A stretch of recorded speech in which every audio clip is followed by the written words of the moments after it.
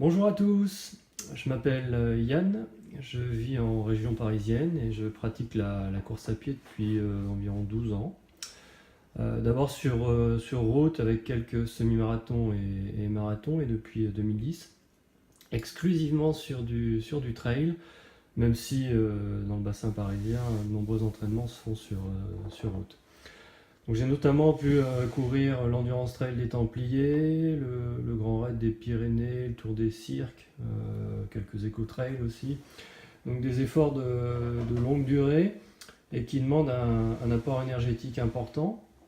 Outre le kilométrage sur ce type de course, de pouvoir s'alimenter correctement et surtout dans la durée avec la gestion de l'effort. Chacun sait que ça peut devenir vite difficile quand on a du mal à s'alimenter, à digérer. Et donc je suis particulièrement attentif aux produits que je consomme, à la digestion et surtout à leur capacité d'absorption. Voilà, donc j'utilise déjà certains produits de la marque Oversteam, notamment les gels liquides bio. Et donc j'ai eu la chance de tester par Ranagora les nouvelles barres Oversteam UTMB. Donc c'est des barres bio, 100% vegan et sans gluten. Donc elles se déclinent aujourd'hui sous trois saveurs. Alors c'est particulièrement surprenant au premier abord. Donc la première, myrtille, amande, vanille. La seconde, cacao, noix de cajou. Et pour la troisième, c'est mangue, gingembre, curcuma, donc avec des antioxydants. J'ai testé deux saveurs sur des entraînements trail de 3 heures environ avec dénivelé. Une barre au bout de 45 minutes d'effort en complément d'une boisson isotonique d'une autre marque. Chaque barre, je les ai mangées en plusieurs fois et globalement sur l'ensemble de ma sortie, aucune défaillance. Euh, Celle que vous voyez à l'écran qui n'est pas encore ouverte, je la testerai lors de mon prochain entraînement. Je voulais vous montrer le packaging un peu quand la barre n'est pas encore ouverte. Les deux autres, donc je les ai testés. Alors, si on revient sur les barres en elles-mêmes, la première surprise sur les produits que j'ai pu tester, donc la myrtille, amande à vanille et cacao, noix de cajou, ce qui frappe en premier lieu, c'est la texture.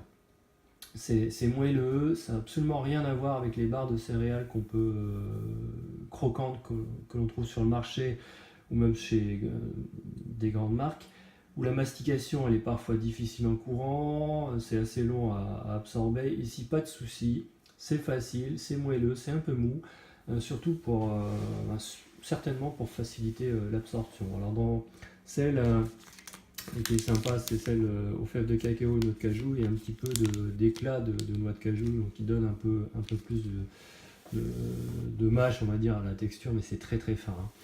Voilà, donc niveau goût, c'est pas très prononcé, et surtout ce n'est pas trop sucré. Donc ça c'est intéressant, parce qu'avec les longues distances, on peut assez rapidement être écœuré.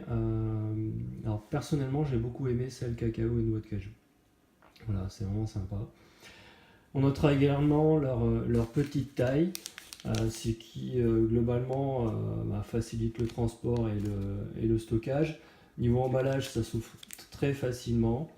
Pas besoin d'y mettre les dents, d'y s'y reprendre à plusieurs fois. Il suffit juste de déchirer sur le côté et la barre peut être sortie. Donc ça c'est sympa. En résumé, je dirais la qualité elle est là.